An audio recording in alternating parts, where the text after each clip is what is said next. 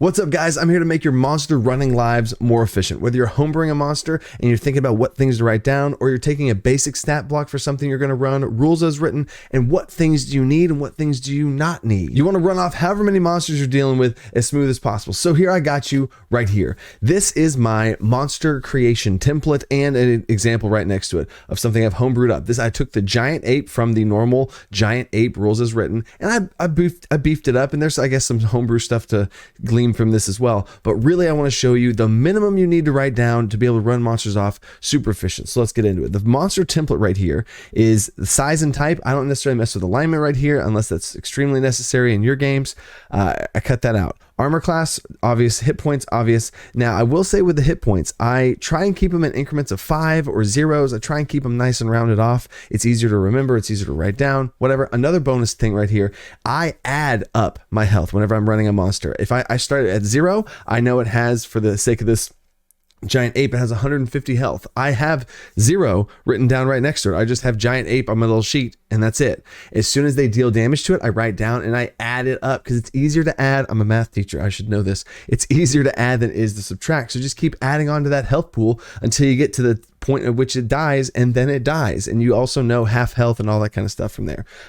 Speed, as far as that goes, if the speed of this monster is 30, I don't write anything down for speed because I have a default in my head. Oh, it's 30. So if I didn't write it down, 30 for this monster. Okay, for the gorilla has a climb of 40. Sure, I'll write down 40. Another thing here for these modifiers: strength, dexterity, constitution. You do not need, in all the rules as written, you have the, it's 19 strength, so that means it's a +4, or it's 20 strength, it means it's +5. Like, I don't write down the ability score numbers. I just write down the modifiers because that's all you will ever need for monsters. Don't clutter your stuff up, or even thinking about the numbers. Ooh, does this thing have a 17 strength or a 16? It doesn't matter. Just the modifiers, right? So put your modifiers down and for whatever you think this thing has, and the proficiency bonus. I give all of my creatures a proficiency bonus, and this is kind of like, how dangerous are they, how powerful are they, and then on the fly, that's it. I never write down. I've never understood why it does this in the monster manual. Is, it's proficient at stealth, it's proficient at athletics or perception or whatever. You don't need that because you should know as the dungeon master what it's good at or not. So if it's good at perception and it needs to make some sort of check, then you just add its proficiency bonus. You don't need to look, is this thing good at, think about it. Just think about if it would make sense if this thing's good at that thing, right? A gorilla, is it proficient at survival? I don't know. In the situation I need to do, if it would make sense for this gorilla, to use this example, then yeah, I would add +4 to it. So I'd look at its wisdom, it's +2, proficiency, it's add +6. That is faster than being like, is it proficient in survival or whatever, right? So anyway, I have its modifiers, I have its proficiency bonus, and I am free to put anything down for any check that this thing ever makes. Not that monsters make skill checks all the time. Then I also have the damage resistance, of course, any type of vulnerabilities and stuff like that. Challenge rating, I don't personally use a challenge rating. I have a whole video on why that is, but I put that there for this because this whole PDF right here is for my patrons. I have a whole bunch of different monsters here that I do for monthly PDFs on, but we'll talk about that in a second. And that's the whole first part of this thing. And now to get into the action of everything, I put the actions, bonus actions, reactions, but there's some important stuff here to make this very, very efficient. Multi-attack, sure, it has the fist. I write down the least possible. So it has reach, okay, +10. It has +10 to hit, and there's my little formula. That's all you need. This little section right there, that's all you need. I'm going to blow this up here in a second. Grapple, bonus action, reaction. I like giving my monsters bonus actions and reactions if it's the central monster. If it's just some mook or a minion or whatever, sure, they just have their action and then it's over because you don't want to slow down combat too much. But I like for my gorillas to have, or for any bigger central focus point monster to have some extra cool stuff. So this guy, just as an example, he has 2 attacks that he can choose to either make a fist attack or a grapple attack. And this is a little different. But if this gorilla makes a successful grapple check, he deals a little bit of damage, but now they're grappled. And if, as a bonus action, if he has anyone grappled, it activates his bonus action and he can throw him into somebody else and all that cool stuff. So this is really fun to play as a dungeon master, and it gives me some things I'm thinking about. And a lot of monsters, if you say, grapple, you're not supposed to, grapple checks don't deal damage. This is a monster, they don't follow the same rules as players. So there's a lot of monsters that have an auto grapple, like a tentacle type monsters, where if you hit, you're now grappled. This is just me even being a nicer DM, and I feel like this makes sense for the gorilla. So I write down all of those things. Now, this is what a general stat block looks like, but I would not have this stat block behind my Dungeon Master screen. I totally could. And this is pretty efficient to have, but I got one better. Boom, here we go. Stripped it down to the basics of just this giant ape, how I would have it behind my Dungeon Master screen. If I had a bigger combat that this was involved in, now if this was just a very simple fight, I might just have that stat block and not take the time to write this over here. But this is the most efficient thing that, and the minimum that I need to be able to run any monster at all. I have its armor class right here. A lot of times when this is on paper, I'll write it as a little shield off to the side and it'll have the number in there. Cool. And the HP, I'll have 150, and then I'll have a blank, and then off to the side of it, I will be writing in those adding up to get to the total right there, right? Movement speed, climb 40. Climb 40, I know what that means, right? Use shortcuts and lingo in your brain that you know, oh, it's a climb speed of 40, therefore his movement speed's 40 as well. So it just makes sense, right?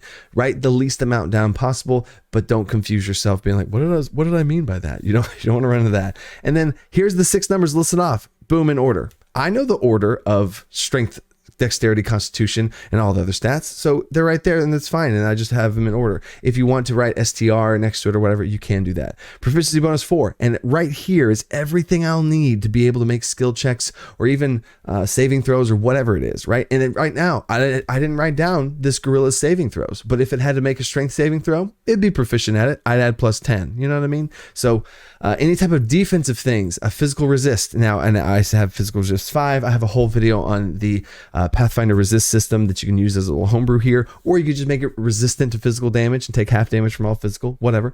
You got options, but this is any type of defensive things, passive auras, stuff like that. Also, I don't have passive perception on my monsters because I run passive perception as a DC, where if this gorilla's in its habitat, technically you could calculate its passive perception, and you'd find its wisdom and you'd find its proficiency. Oh, it's proficient, so it'd have a plus, you know what I'm saying? I set the DC of what their passive perception would be, and that's a whole nother video because I don't really use passive perception, but wow, that's a whole video. Comment if you want me to see my rant video on that. Actions. This is super simple for the actions here. It has 2 attacks at 10-foot reach, and then literally here's my formula. This is all you need. You could run the entire monster almost with just that. Plus 10, 3d12 plus 6. So it has plus 10 to hit, and I roll 3d12 plus 6. And that's a format that I always use for my attack rolls. And if I'm looking for what it attacks, it's right there. I don't have to read like a melee attack within the, like it's too much, right? So that's the bare bones minimum. And then I also, as an action, they can use either of these things. They have an attack that he could take a grapple and have somebody in each hand, or he could make an attack, whatever he wants to do. And it's structured for me in bullet points or in my literal paper notes. It would be bullet points as well, or a little dash or whatever.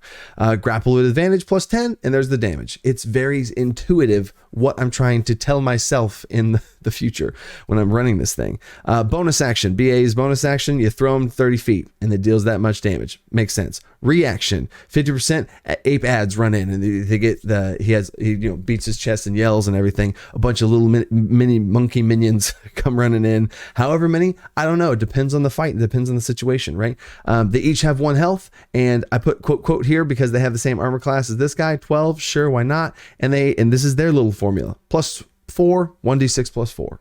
Done, right? That's all you need to be able to run this thing. And anything else, if there's any gaps, and this is kind of goes on your ability as a dungeon master, maybe if you're a little bit more of a beginner, you would want more on here. Maybe write some stuff out, make little notes off to the side. You have a lot of space, especially if you're writing this down.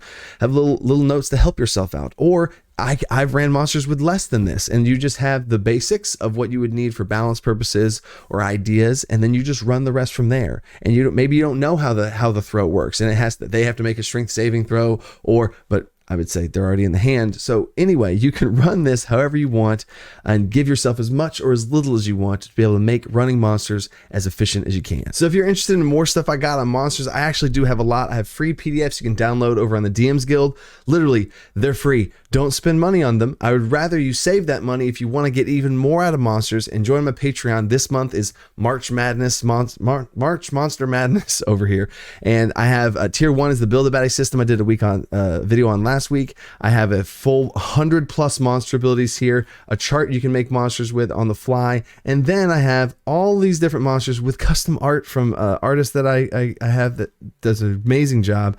Witchery monsters, which I have a whole video on witchery monsters that you can add and take the lures, weaknesses, passives, different things to make these monsters even scarier, and then even more scary monsters that are custom. And I have 4 homebrew subclasses, and also in here is 4 different monstrous subclasses, one of which is the Witcher, like the fight. It's a fighter subclass of the Witcher from The Witcher, you get it. And second one is a Apex Ranger, which sounds crazy. Is Apex Predator Ranger. They turn into a monster themselves. And I have a Druid, Circle of Adaptation, that actually transforms his wild shapes, and they can actually sculpt and customize what different beastly type things that they have in their forms when they shapeshift. And then the last one is a Trap Smith Ranger. It's actually a ranger that deals a lot of damage with unique traps, and at the highest level, spoiler, their traps actually come to life as mimics, which is really cool to be able to play a totally different play style ranger, either turning into a monster for the Apex Predator or setting traps and stuff. So a lot of fun stuff.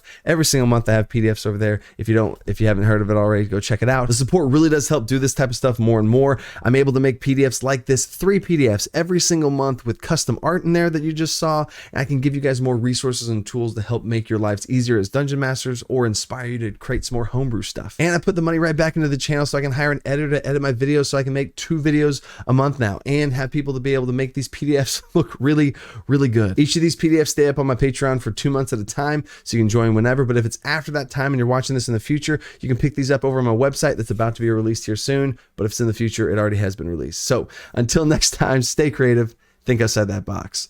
Peace.